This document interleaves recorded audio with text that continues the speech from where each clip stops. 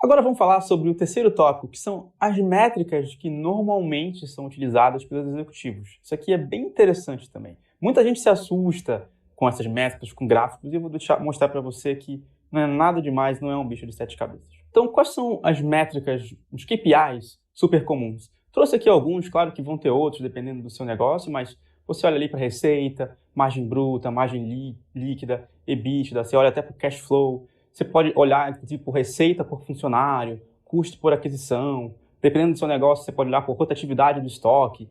E assim vai. Beleza. Isso está claro. Métricas ali, a mais à esquerda, são as métricas até de negócio e financeiras, bem tradicionais. E os KPIs gerais são KPIs que vão, de fato, mudar de acordo com o seu modelo de negócio. Eles têm 3 exemplos para deixar mais claro isso para você. O primeiro exemplo que eu peguei é o do Nubank. O Nubank, desde que entra na Bolsa de Valores, ele começa a soltar relatórios trimestrais, como toda empresa na Bolsa, mostrando como estão indo os resultados para os investidores saberem. Ou seja, são as mesmas métricas que eram, inclusive, enviadas para os investidores antes mesmo de estar na Bolsa. O mesmo relatório, agora ele está um pouquinho mais robusto, mas está ali na Bolsa para todo mundo ter acesso.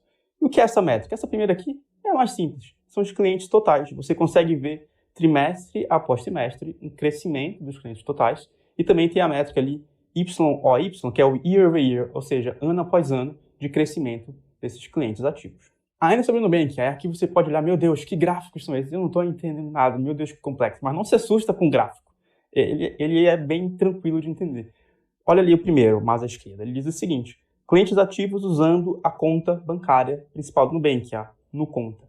Você consegue ver esses gráficos e ver que tem uma tendência ali de cada vez mais usuários começarem a usar o produto. O gráfico mais à direita são os números de produtos por cliente ativo. No Nubank tem diversos produtos dentro daquele aplicativo. Tem produto de conta corrente, de investimento, o produto de cartão de crédito, de seguros e etc. Então, você consegue ver a quantidade de clientes e a quantidade de produtos que eles estão usando. É algo bem importante também para você saber se a adoção do produto geral está sendo relevante. Então, os investidores gostam de ver esse tipo de métricas também. De novo, parece um bicho de 7 cabeças, é porque está aqui plotado num gráfico que às vezes até dificulta um pouco a leitura, mas é basicamente o que eu estou lhe dizendo. Também poderia estar num Google Sheets, numa planilha, para ser um pouco mais fácil de dar leitura também. Esse aqui, ainda sobre o exemplo do Nubank, é bem interessante você olhar, e são métricas bem importantes, que são mais relacionadas ao modelo de negócio deles. Repare mais essa à esquerda que fala volume de compra. Por que isso é importante? Porque o Nubank recebe um percentual da receita de cada compra que é transacionada pelo cartão de crédito deles. Então, isso é uma métrica ultra importante para os investidores, porque é uma fonte de receita muito relevante. É importante que ela esteja crescendo, principalmente para uma empresa como o Nubank, que está ali em rápido crescimento. No outro lado, você também repara o volume de compra por cliente. Por que isso é importante? Porque além de estar correlacionado, ou seja, entrelaçado com receita, também mostra a adoção e a frequência de uso das pessoas. E provavelmente, para elas estarem usando cada vez mais, existe uma satisfação também relevante, provavelmente. O Nubank mesmo é conhecido por ter um NPS muito alto do produto como um todo e também tem notas boas nas funcionalidades específicas no geral. Então, repara que o gráfico pode assustar, mas não é nada demais quando você começa a olhar com calma e entender isso. Eu sei que tem bastante pessoas que têm um certo receio de, é um gráfico, mas não se preocupe, é algo realmente simples se você ler com calma, ver as legendas. E para fechar os exemplos do Nubank, eu trouxe aqui o lucro bruto. Mais um gráfico, mas também, esse talvez até um dos mais simples de ver, você olha o lucro bruto aumentando trimestre a trimestre e a comparação entre eles no gráfico de barra. Algo super comum para executivos e para investidores, é o tipo de métrica que eles gostam de olhar. Beleza, aí agora eu vou trazer aqui o Spotify. Você viu ali o Nubank com os gráficos bonitinhos e tudo mais, e eu fui lá, vou pegar uma empresa conhecida também, que está na bolsa, é o Spotify. Esse relatório aqui do Spotify, sendo bem sincero, é bem feio em relação ao Nubank. O Nubank tem os gráficos bonitinhos e tal, o do Spotify é uma folha em branco com praticamente um print da planilha. Não é nada muito legal e dependendo de você pode ser que seja até mais complicado de entender. Mas eu vou explicar para você ver que não é nada demais também. Aqui em cima tem essa tradução, onde traduziu para você ver de uma maneira um pouco mais clara o que é esse relatório. Você pode pausar o vídeo e ler se quiser. Mas vamos nas métricas em si. Essa métrica aqui em cima, que é relacionada a usuários, está olhando para quê? O número total de usuários ativos mensal, ou seja, para o Monthly Active Users, também chamado de MAU. Você consegue reparar ali que existe um crescimento year over year de 19%, e existe um crescimento, que é esse QQ, que significa quarter over quarter, ou seja, um trimestre em cima do outro, uma comparação de crescimento de 4%. Ou seja, basicamente é você ver a comparação ali, nada demais também. E embaixo você tem os assinantes premium. Mesma coisa, teve um crescimento ali de 15% ano após ano e um crescimento de 1% no trimestre após trimestre. Aí, se é um bom crescimento ou não, nós teríamos que entrar, fazer uma análise, comparar, ver se o mercado está bom ou não, toda uma análise macro, que é os investidores, os executivos que vão analisar se isso é um bom crescimento ou não. O importante é que você saiba ler esse tipo de métricas através de um relatório. Logo embaixo tem receita total, por exemplo, que é logo depois da parte financeira.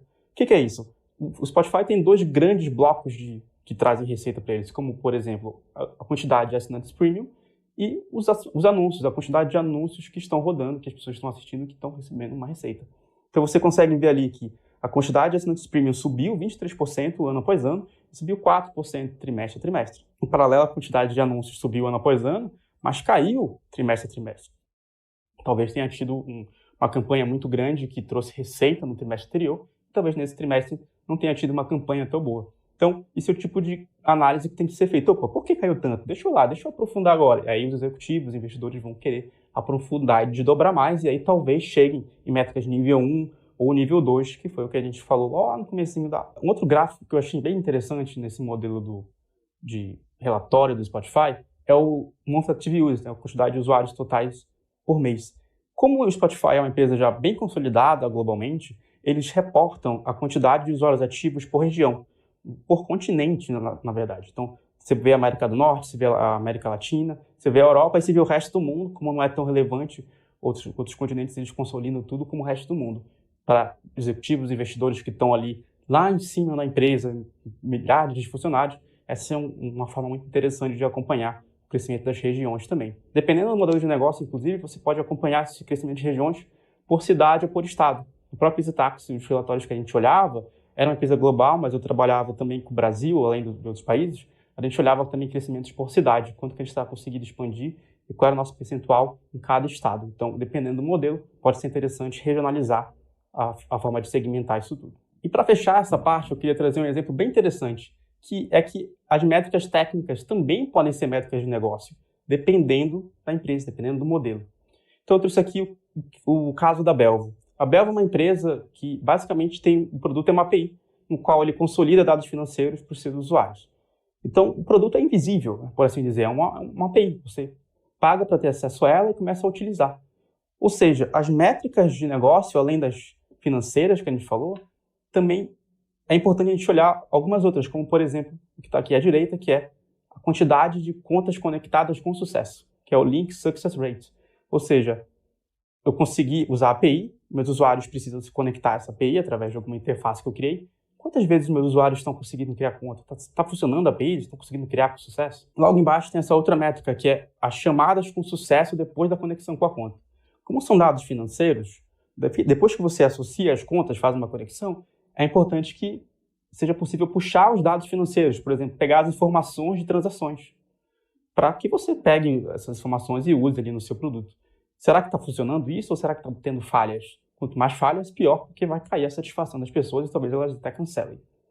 E tem ali embaixo a latência, que é o tempo de resposta do webhook ou da API. Algo também muito importante. Por quê? Porque essa é uma empresa que o core business, que o produto principal é uma API, é um produto invisível. Então, enquanto o Nubank olha ali transações do cartão de crédito, uma Belvo, por exemplo, precisa olhar o sucesso dessas conexões de API, porque é o core business deles. Então, se você trabalha em algum produto muito técnico dentro que esse é o core business, os executivos, os investidores vão querer saber algumas métricas como essa. A Belvo, por exemplo, envia esse relatório para os investidores, para o conselho mesmo. Mas muitas vezes você vai estar trabalhando em empresas B2C ou B2B que não são produtos invisíveis, mas talvez você esteja trabalhando num produto que é técnico dentro de um contexto muito maior. E aí sim, pode também ser interessante você acompanhar esse tipo de métrica, mas talvez não chegue ali no time executivo, aí você tem que entender para quem você mostra esse tipo de métrica. Geralmente vai ser para um grupo mais próximo ao seu squad ou à sua tribo, não necessariamente para a empresa inteira. Tem uma série de outras métricas que eu não falei aqui, não aprofundei nelas, porque a gente acha que também não faz sentido a gente ter um vídeo falando um detalhezinho em cada métrica. Para resolver isso, a gente vai deixar um downloadável, um documento para você baixar aqui embaixo do vídeo, para você conseguir aprofundar nessas métricas, caso você tenha necessidade ou veja que tenha mais conexão com o seu negócio. Então, se você quiser aprofundar nas métricas, é só baixar esse arquivo.